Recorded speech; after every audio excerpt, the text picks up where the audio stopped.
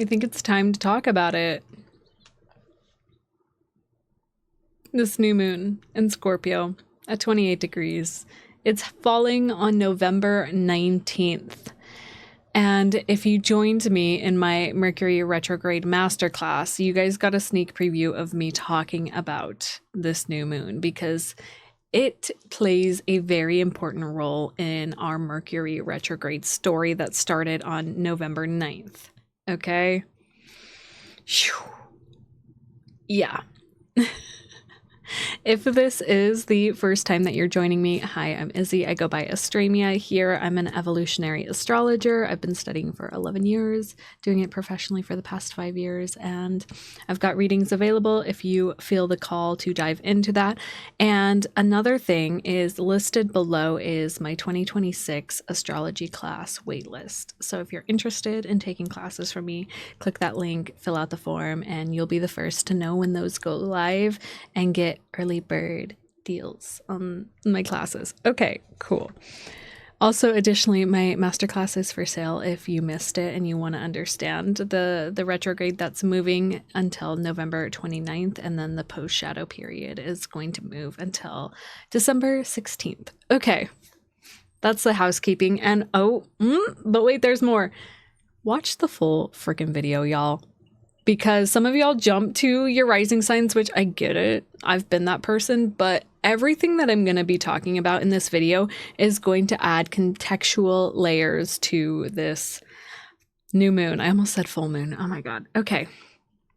It's been interesting as of late because on my TikTok, 8th House Mercury, where I channel messages, a lot of them come in different layers and nuances where I sometimes talk about the astrology, sometimes it takes different forms, but astrology is the language that I've studied the longest and am most deeply connected to. And I've been pulling from my Celestial Bodies deck, new moon in Scorpio. Like I've literally pulled the new moon card and the Scorpio card. And hey, I just work here, right?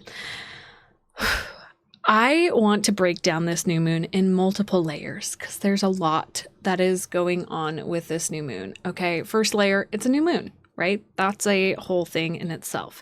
It's a new moon in Scorpio. That's another layer. It's a new moon in Scorpio in the last decan, 28 degrees, ruled by Venus. Venus is also in Scorpio, another layer. Ruled by 7 of Cups, right? 7 of Cups? Yeah. Ruled by 7 of Cups, another layer. Okay? That's just the new moon. This new moon is opposing Uranus that just retrograded back into Taurus. They're creating an opposition, right? And then we have a grand water trine happening with this new moon to Jupiter that just stationed retrograde earlier this week. That is creating a grand water trine there, Jupiter, and then Neptune and Saturn in Pisces, both retrograde with this. And so then it's forming a kite. And I'm going to be showing you guys the chart because you guys know that my deepest desire is to teach you this information so that you can start that process of understanding more what is going on. I'm just a teacher. My sun is in the 9th house. Mars is in the 9th house. Teaching is what I do. So let's talk about the new moon aspect. So new moons are always the start of a new lunation, right? So it's the start of a new cycle, 28-day cycle. Ironic that it's at the 28th degree. That seems very important. 28 days. New moons are always about seeding and setting intentions for the next 28 days to kind of plant that seed. And this one, the imagery that was coming up was very interesting. It was like this spark in the darkness. It's like it's so multi-layered. And again, if you're new, I kind of get a lot of imagery when I sit and observe the charts and things come through. Yeah. I don't know how to explain it other than just being tapped in. So this new moon is really seeding the potential for deeper release, deeper clarity, and actually cutting through illusion and opening ourselves up to those sort of psychic barriers that have been keeping us stuck in fear. It's very layered. So let's dive deeper. Scorpio is the 8th sign. It represents this deep, dark part within us. Scorpio is all about the taboo. It's all about unearthing the shame, unearthing our guilt, and all these parts of us that kind of are deemed unacceptable, right? That's what Scorpio is about. Scorpio is about revealing that and reclaiming it. It's a very powerful energy. And we've got a lot of Scorpio happening right now. A lot of Scorpio. And so there's this deeper reclamation of the Scorpio area of your chart. And again, we'll go through where it's landing in your chart. So whatever area of life that this is landing on for you, you're getting a sort of deeper look into old patterns and getting the moment of like cutting through your limitations into a new opportunity, a new pathway. And there's so much support if you're able to like move through it, and I'll get into those different layers, but I want to invite you guys to look at your area of life that this is falling and really understand that like there's a lot of review happening. So the next sort of layer with this new moon that I'm going to bring into the conversation is the fact that we're having a Mercury cazimi at that day as well. A cazimi is when a planet is conjunct the sun, and Mercury is retrograding from 6 degrees of Sagittarius all the way back to 20 degrees of Scorpio. So literally this is where astrology is so deeply interesting to me, because what are the freaking odds that on this new moon we have Mercury conjunct at the same degree, not even a degree away. It's literally the same degree. So there's like this review of like really making sure that this seed that you are planting, and it's almost like I got this imagery of like a seed that's been planted, but it was a long time ago, and it's not sprouting. And it's because it hasn't been in the right environment. So I almost see like Mercury is here assisting with the like unearthing the seed, pulling it up, and, you know, checking out like, okay, this is like not even the right environment for this to grow. And we're getting the opportunity to replant an old seed. And actually it's like, do I really want this? Actually, can I speak different affirmations into it to re-imbue this seed with newer intentions that are more aligned? And yeah, there's so much happening here. This video is probably going to be a little bit longer than a typical new full moon video because there's just so much happening, and I want to give you all the details. And if you don't have the patience for listening, I'm going to send out a email about it. So subscribe to my newsletter and you'll get that the day before this new moon. So Mercury is assisting here of like really having us, it's like this search for purpose, this deeper dive into what do I truly desire in the deepest parts of myself. This is the last degrees of Scorpio. Scorpio is, when we get to those final degrees, it's this different level of maturation that comes from looking at our darkness, looking at our shame cycles, looking at our fear stories, and actually seeing those, integrating them through. Because when we look at Scorpio, Scorpio has this ability to transform any energy, whether it's positive, negative, neutral, into whatever they want. And so it's like any outlet right now can be transformed and transmuted. It's that life, death, life cycle. Scorpios are really about transformation, transmutation. Okay. I'm seeing like, additionally, like they keep showing me the seed in my mind's eye, and it's like a hybrid. If you've ever seen those sort of apple trees where they like splice the tree and they put like, you can actually connect and kind of make like a Franken tree. It's an actual thing.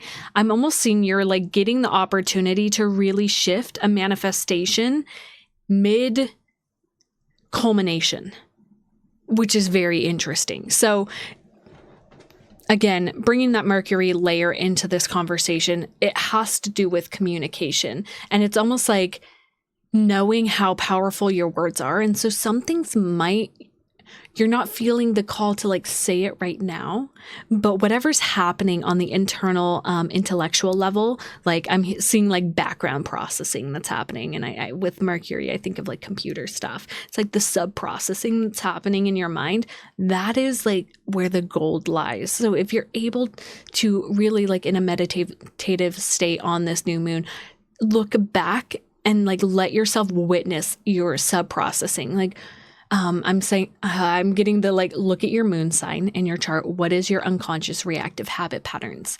That's probably what's kind of coming online, is really observing what's happening in the background processes of your like deep emotional reactions, because that's Scorpio. Scorpio is kind of calm on the surface, but once you get into the waters of Scorpio, there's no bottom to it. It's like a endless deep well.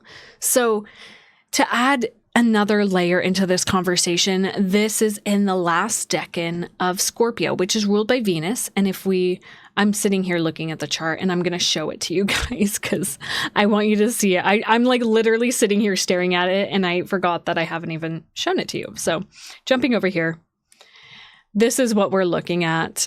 This is why I'm like, we've got all of this in Scorpio. Mars is not. All of this is happening. We can see all of this is basically at the same degree. We even have Lilith here, and then we have Venus is in Scorpio as well. So again, your Scorpio house is lit up right now. It is on fire right now. Oh, and I feel that it's my third house personally in like communication, like just thinking about it, I'm actually actively feeling like my heart, like palpitations. Okay, so Venus is in Scorpio here too.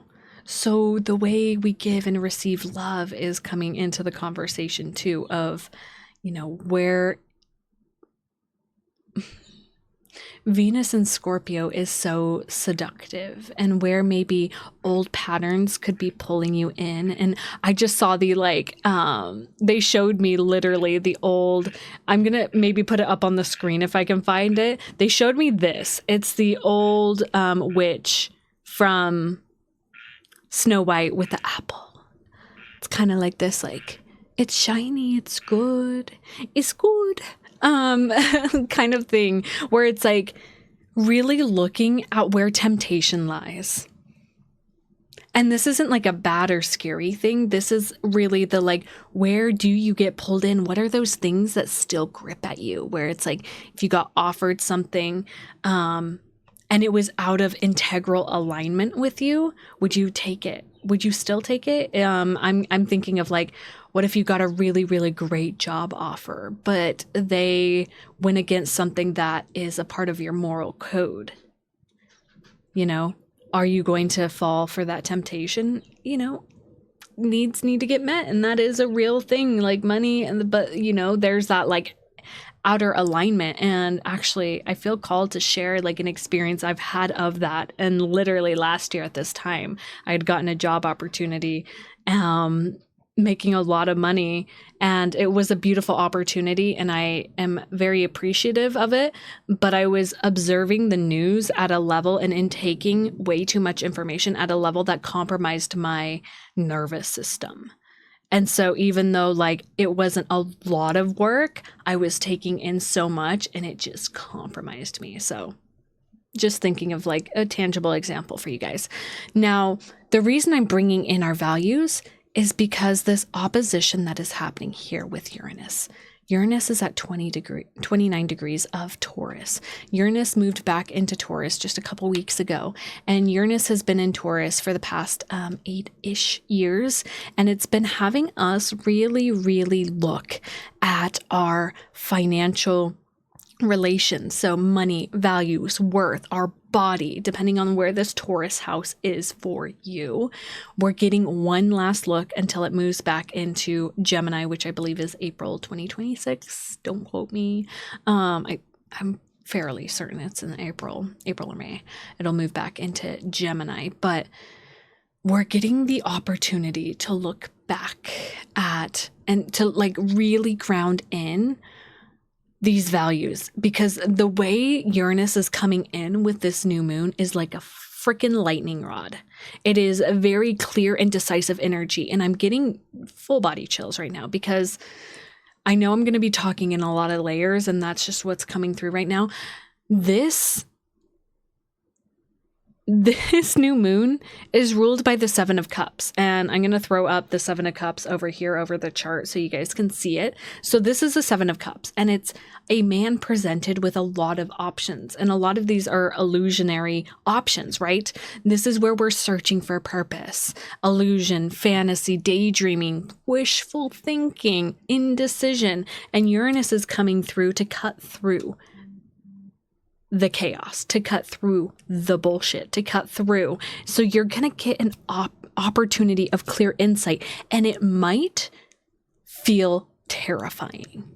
It's kind of when we look at like the Tower card in tarot, you know, it's like, oh crap, people are jumping from this tower, lightning struck this tower. But it's like, if those people had stayed in that tower for too long, they wouldn't grow. Sometimes we need external circumstances to shake things up.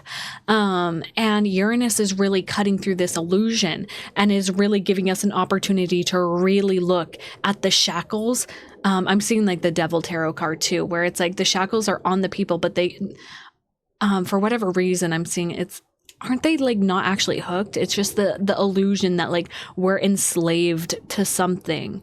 And that's kind of the feeling of this energy that this new moon is allowing us to like move through and break free from, of like this illusion that we're stuck in. Depending on where it falls in your chart, a lot of it's in my own personal experience. I'm thinking of like the mind because it's falling in my third house. So if you're a Virgo rising, it's probably in your third house, but we'll dive into like where this is happening for you specifically at the end of this video. And while you guys are listening, you guys liking, sharing, commenting, subscribing really, really helps my content get out to people who will enjoy it as well. And it supports me, and it shows that you guys enjoy what I do. And that's my deepest desire. So your support means the world if you're able to do any of those things. Thank you. Okay, jumping back into this. What's really interesting, again, I'm seeing like Uranus is this flash of insight, and it has to do with your values. Like, what are your values? You're really getting the opportunity to really refine. What is it that you're aligned with? What is your worth? What is your value? And with Uranus being retrograde, it's not an outward thing right now. It's an inward reckoning that is happening. Okay. Now, to add another layer to this, we have this grand water trine happening. Jupiter just stationed retrograde this week in Cancer. Again, this is, you know, all of these are pretty close in degrees. And then I'd say it's more closely linked with Saturn, but, you know, they're still within this conversation here. So to bring more context about this grand water trine, the way this has been coming through to me, and if you're subscribed to my newsletter, you got like a sneak peek into this energy a little bit with that. And, or if you join me on my live, which I go live every Sunday at 4 p.m. PST on Twitch, and also my TikTok, 8th House Mercury. So okay, sorry, I keep jumping all over the place. But I know a lot of you guys love hearing how I talk and my rambling and all of this. So thank you. So this grand water trine, we've been feeling this trine between Jupiter, Neptune, and Saturn for a little bit, but now the sun. And so the sun, which is our ego identity, the moon, our unconscious reactive patterns, Mercury, our communication, and Lilith, which is the repressed feminine, are all coming into this conversational piece. So let's figure out what that means. So Saturn and Neptune in Pisces retrograde are bringing in the spiritual discernment layer of this. And it's really having us reevaluate our structure system for our spiritual beliefs, whether that's strictly in a religious background, whether that is a little bit broader in this more spiritual realm, or whatever you subscribe to. I'm not here to tell you what to believe in. That's not my job. I'm just talking about the astrology. This has been a big conversational piece. This is saying you cannot spiritually bypass what's going on. There's a level with Saturn being in Pisces. It's really bringing in this tone of seriousness. Neptune is ruled by Pisces. It's at home in Pisces. So it's bringing in this conversational piece of like deepening this connection, deepening with Saturn there and Neptune both together. It's really like, this is a deep dive that we've all been going on collectively because they're outer planets. We're all moving through this deep sort of sacred chalice to hold your emotional practice, your spiritual practice. Okay. Saturn's about discipline. So bringing in discipline to the conversation of like, how do you energetically hold yourself? Now we look over at Jupiter retrograding in Cancer. Again, all of these are like retrograde, which is a very interesting flavor. So it's an inward thing. Inward stuff happening. Jupiter retrograde is having us reflect on like where we've been expanding ourselves in that Cancerian energy, where we've been deeply nurturing those around us, and is that still in alignment? Where are we needing to apply that nurturing to ourselves and like going inwards and reconnecting and like it's kind of this expansion and contraction energy. It's sort of bringing in like maybe you've extended yourself outwards a little bit much and like really bringing the energy back in. It's kind of the energy of squeezing a sponge I'm seeing. It's kind of like, okay, you've got to wring out the old water and like be able to absorb more. And so it's like you have to go inwards. Now with this all connected to this new moon in Scorpio, it's like this ability for us to really see, gosh, it's truly super supportive if we're able to use it instead of being afraid, because I'm going to be so honest. Scorpio energy is not for everybody. It's intense. It's really intense. And I love it. I love it. And it terrifies me. Also, I'm going to be real, like the deepest, darkest parts of ourselves, those parts of our shadows that we don't really want to look at, we don't really want to observe or admit that we have, like that's what's coming through of like, can you still love yourself in that? Can you still, see your sort of crunchy bits? And when I say that, I mean like your shame, your guilt, your fears, what you do when nobody's looking. Those parts of us that we don't really want to be seen, those are coming up. And it's like, is this the fertile soil to plant these seeds, to reconnect to this value system that Uranus is really saying, hey, we've been working on this the last 8 years. I moved into Gemini over the summer to see what cool shit that's coming through for you guys. And now I'm moving back and you guys are like, kind of lost a little bit, is the feeling. And so there's this energy that comes in that connects this. So bringing in more details, this forms a kite. Okay, so that means Neptune and Saturn and Jupiter and Pisces are making sextiles to Uranus, which is a positive energy flow. Even though we have this opposition, the opposition is the only one energy that feels really crunchy presently. And when I say crunchy, I just mean uncomfortable. It's like, when you're like, it's making me think of like wandering through the woods and there's just a lot of, you don't have a machete to like cut down the plants. It's like, you have to kind of scoop past branches and they might like scrape at your skin a little bit, but you're not going to die. You're not dying. It's just uncomfortable. That's what I mean by crunchy. A kite aspect is essentially a pattern that's formed by all these planets. We can see it visually. It looks like a kite, right? And the structure, we've got this grand trine. We have this very clear opposition and then these two sextiles that are kind of cradling the energy. And so, most of these aspects are gentle aspects, but the one thing that's calling us forward is this opposition between Uranus and the new moon. And with that new moon is Mercury. So it's like, where have you abandoned your voice at the deepest part of your psyche? And that's that eighth house energy. That's that Scorpio energy. Where are you not fucking saying shit? All 24 minutes of me sharing for me to get to that moment, that conclusion. Where are you lying to yourself? Where are you abandoning your true dreams and your true visions because it's, doesn't make sense? The opposition is that key point of this kite. It creates the tension. It creates the challenge. So Uranus is saying, here's some chaos. It's kind of like Loki energy. Uranus is kind of like Loki, if you know the Norse pantheon, right? Here's a little chaos. Here's a tower moment. And this isn't to say that it has to be an actual thing happening, but could be an internal opposition, right? It could be this internal, like, there's a part of you where you know that you're misaligned in some area, and shifting into alignment is going to be a lot easier. But there is still the aspect where you might not want to take this opportunity of chaos. You might not want to,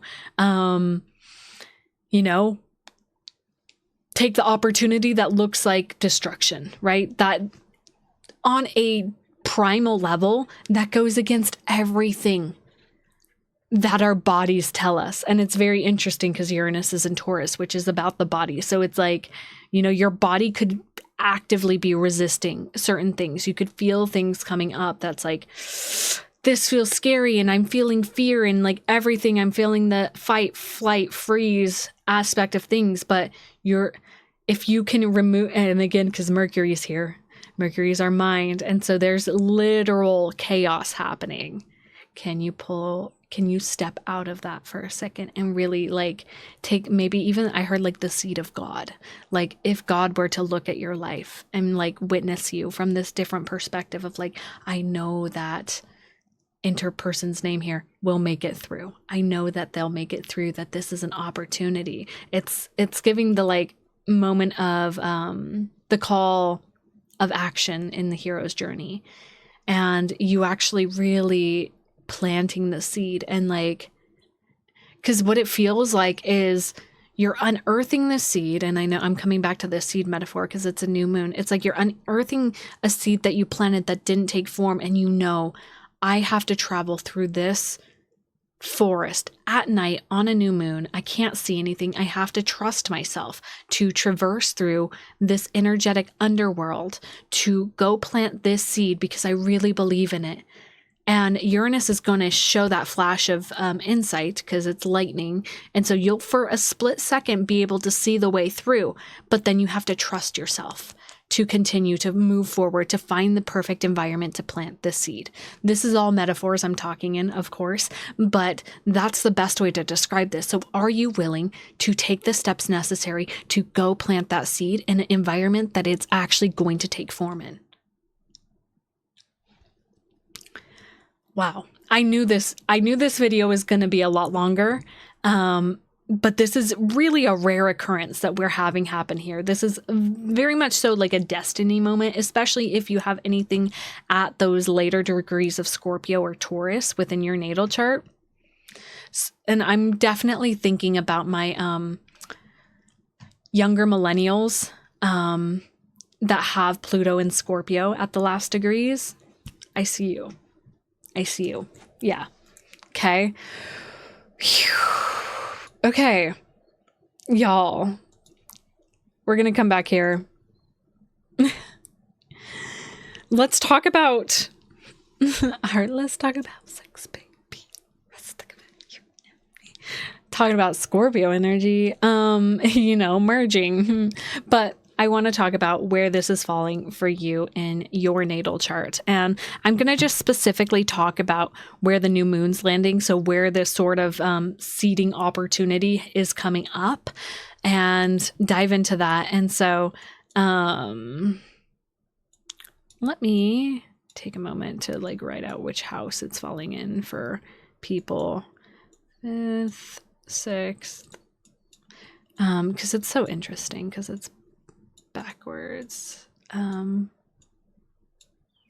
Right? Yeah.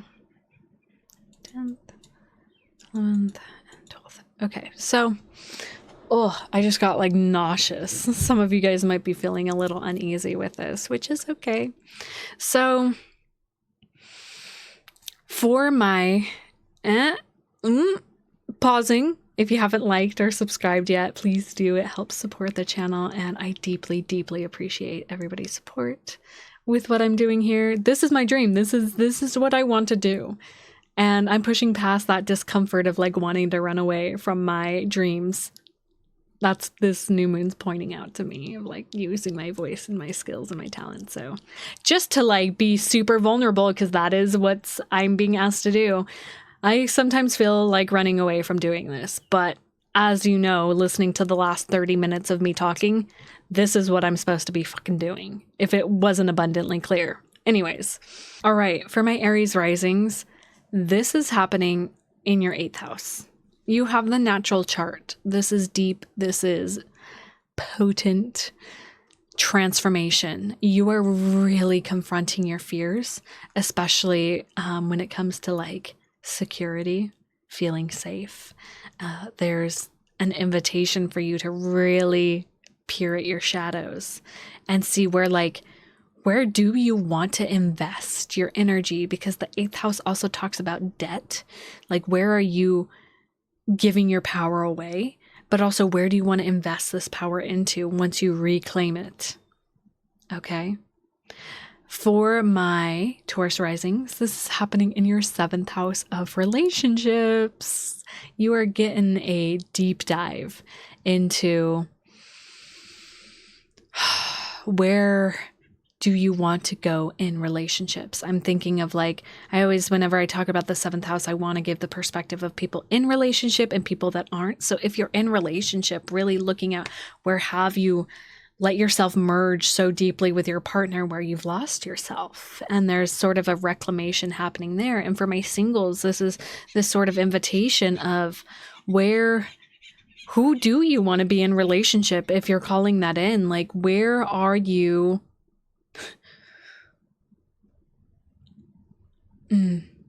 I see you guys just wrapping up those fears of love and abandonment and love big time, of like the old stories that you've had in love that are still holding you back from actually entering a true partnership. For my Gemini risings, this is happening in your 6th house of routine. Whew. Yo. Y'all are getting to deep dive into your day-to-day structure. What is not working? Where are you self-sabotaging?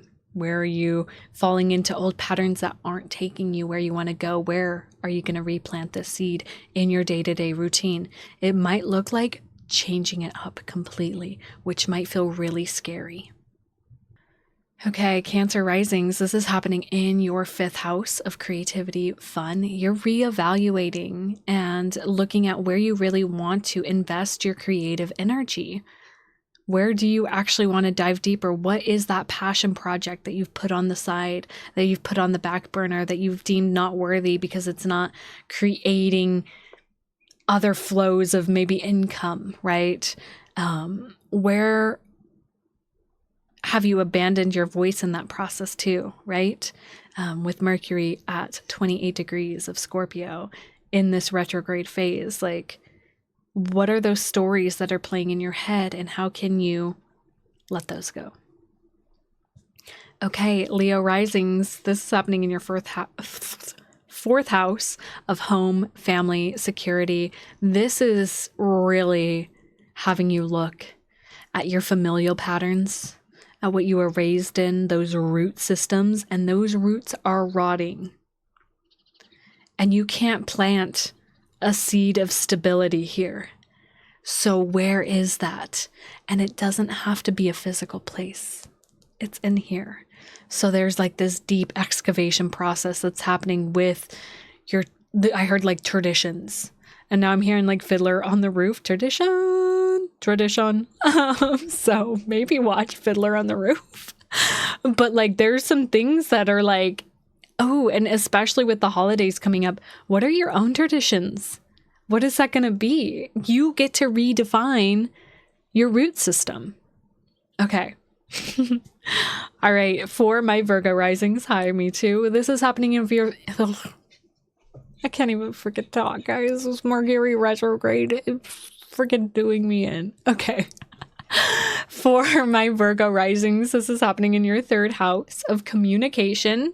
This also represents siblings and the mind as well. And you are really looking at how you communicate, where maybe you're stifling your voice still, especially when it comes to vulnerability.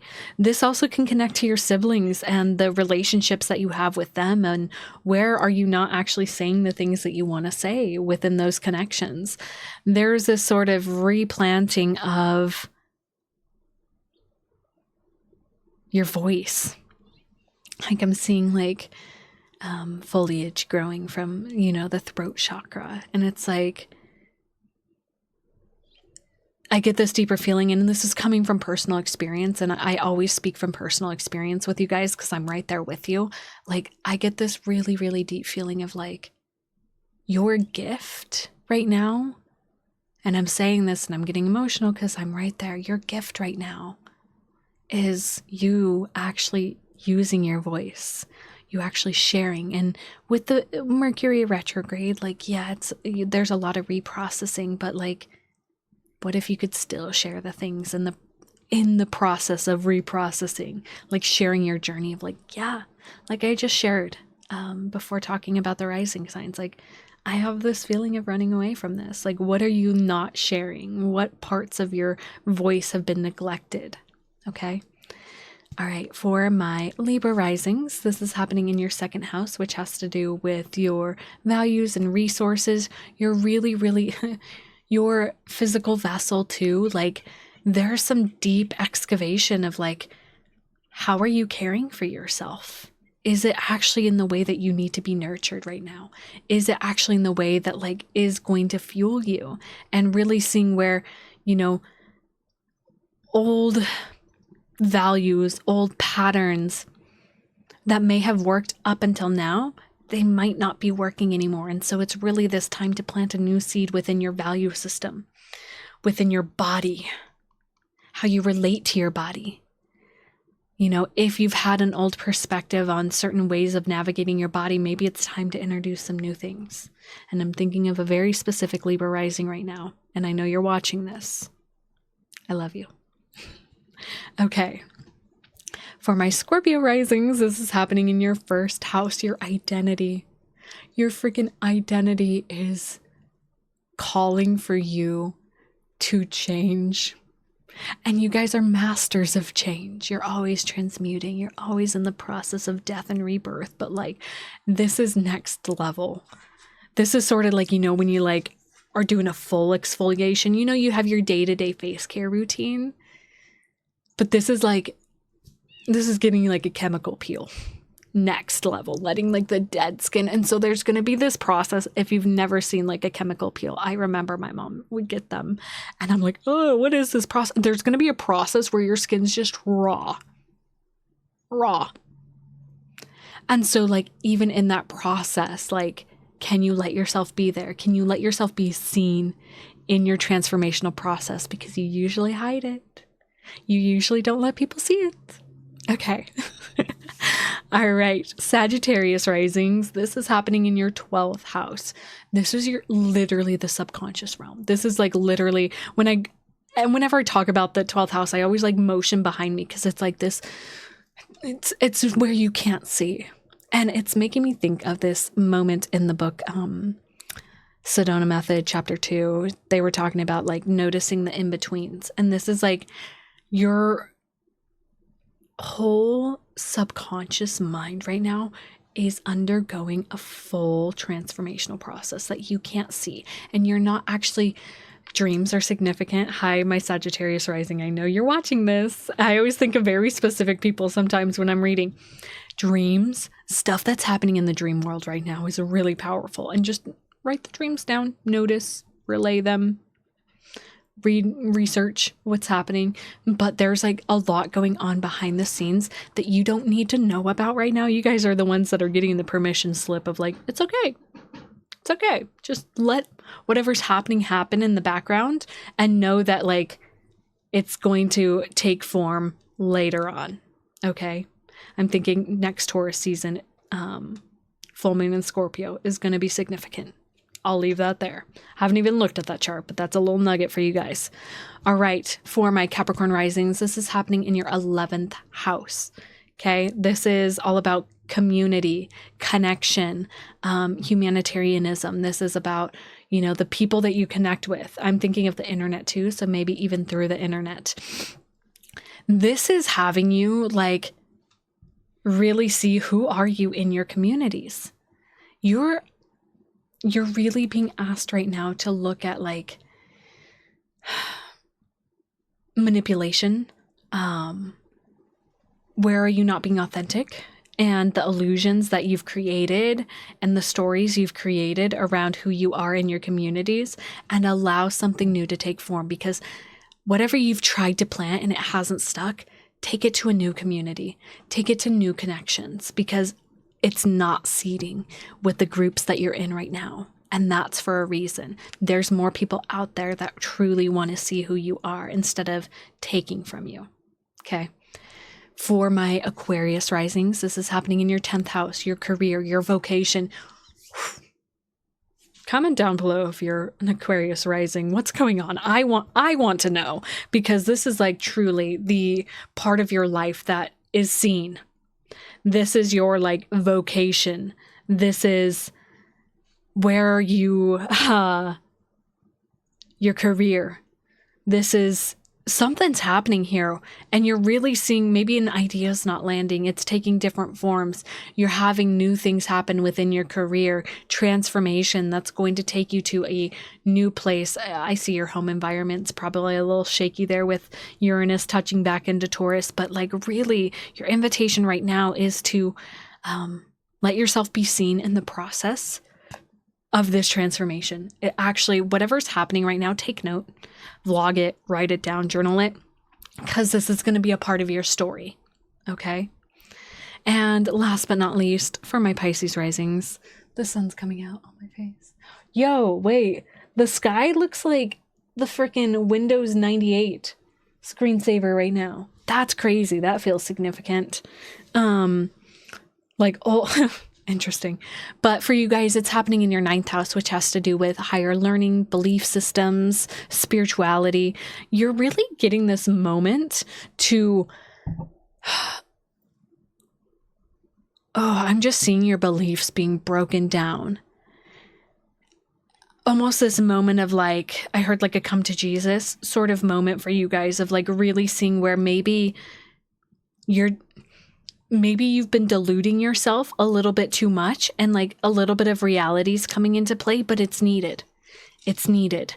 This sort of moment of like crystal clear clarity of like, I need to focus my beliefs in a new area, taking that seed, planting it in a new space of, or learning something new. For some of you too, you're going to get that direct clarity of like where to move the energy, because it's been kind of scattered is what I feel.